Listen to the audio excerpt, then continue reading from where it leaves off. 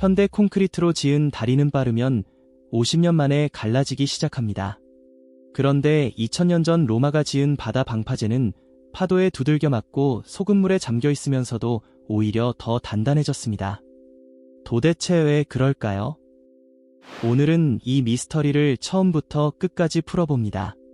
로마 콘크리트가 왜 안 무너지는지, 균열이 스스로 메워지는 원리는 무엇인지, 그리고 다마스쿠스 강처럼 현대 과학도 아직 완전히 복원하지 못한 고대 기술까지 한 번에 정리합니다. 먼저 상식부터 뒤집고 갑니다. 우리는 보통 현대 기술이 옛날보다 무조건 낫다고 생각하죠. 그런데 재료 하나만 놓고 보면 몇몇 분야에서는 고대인들이 우리도 완전히 못 따라 하는 것을 이미 만들었습니다. 그 대표가 로마 콘크리트입니다. 로마의 판테온은 지금도 세계에서 가장 큰 무보강 콘크리트 돔이고 거의 2000년 동안 철근 하나 없이 스스로 서 있습니다. 그런데 왜 우리 콘크리트는 훨씬 빨리 늙을까요? 이유를 알려면 먼저 현대 콘크리트가 어떻게 무너지는지부터 봐야 합니다.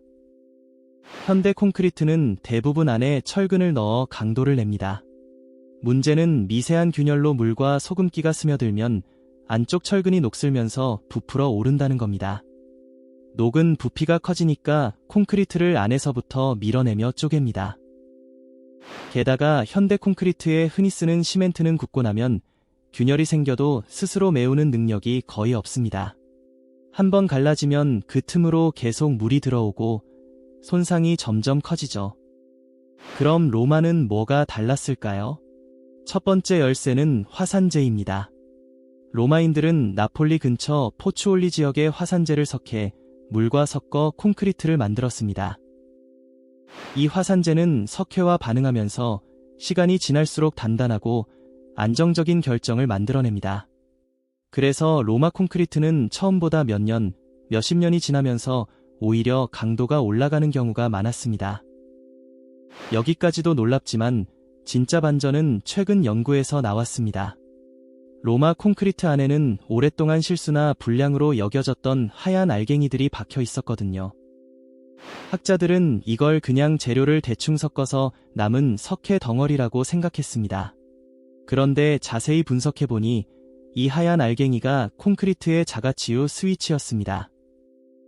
원리는 이렇습니다. 콘크리트에 미세한 균열이 생기고 물이 스며들면 그 물이 균열을 타고 흐르다가 하얀 석회 알갱이를 만납니다. 물과 석회가 반응하면 균열 속에서 새로운 광물이 자라나 틈을 다시 메웁니다. 쉽게 말해 균열이 생기는 바로 그 순간 물이 스스로 치료제를 실어 나르는 겁니다. 손상이 곧 회복의 방아쇠가 되는 일종의 자가치유죠. 많은 연구자들은 이 반응이 잘 일어나려면 재료를 아주 뜨거운 상태에서 섞는 방식이 중요했을 것이라고 봅니다. 높은 열에서 섞으면 반응성 좋은 석회 알갱이가 콘크리트 곳곳에 골고루 박히기 때문입니다. 그런데 로마 콘크리트가 진짜 무서운 건 바닷물 앞에서였습니다. 보통 소금물은 콘크리트의 적입니다. 현대 콘크리트는 바닷물에 닿으면 훨씬 빨리 망가지죠. 그런데 로마의 바다 방파제는 정반대였습니다. 파도가 콘크리트 속으로 바닷물을 계속 밀어넣자 그 소금물이 화산재 성분과 반응하면서 새로운 단단한 광물을 만들어냈습니다. 즉 로마 방파제는 바닷물을 견딘 게 아니라 바닷물을 이용해서 더 단단해진 겁니다. 우리 눈엔 부수는 힘이 로마 콘크리트에겐 재료를 채워넣는 힘이었던 셈이죠. 그럼 우리는 왜 이대로 똑같이 안 만들까요? 사실 그 화산재를 대량으로 구하기 어렵고 로마식은 처음 굳는 속도가 느립니다. 현대 공사는 빠르고 균일한 콘크리트를 원하니까요. 하지만 이 자가치유 원리를 연구해서 스스로 균열을 메우는 새로운 콘크리트를 만들려는 시도가 지금도 계속되고 있습니다. 2000년 전 기술이 미래 건축의 힌트가 되고 있는 거죠. 그런데 현대 과학이 완전히 못 따라잡은 고대 기술은 콘크리트만이 아닙니다. 이제 다른 미스터리들로 넘어가 볼까요? 첫 번째는 전설의 강철, 다마스쿠스 강입니다. 다마스쿠스 강은 표면에 물결 같은 무늬가 흐르는 옛 강철입니다. 날이 매우 단단하면서도 잘 부러지지 않는다고 알려져 오랫동안 최고의 검 재료로 손꼽혔습니다.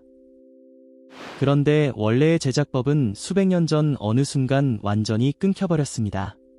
원료가 되던 특정 광석이 고갈됐고 기술이 대장장이들 사이에서만 구전되다 사라졌기 때문으로 추정됩니다. 현대에는 비슷한 무늬를 내는 강철을 얼마든지 만들 수 있습니다. 하지만 옛 다마스쿠스강 특유의 미세 구조까지 완벽하게 되살리는 건 지금도 쉽지 않은 숙제로 남아 있습니다. 두 번째는 로마의 유리와 물 이야기입니다.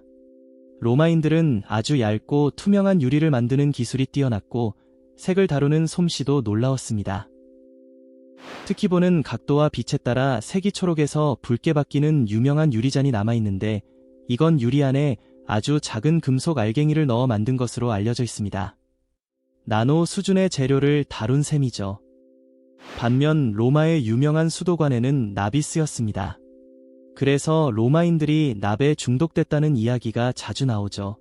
다만 흐르는 물 안쪽에는 자연스럽게 광물막이 껴서 실제 노출 정도를 두고는 아직도 논쟁이 이어집니다.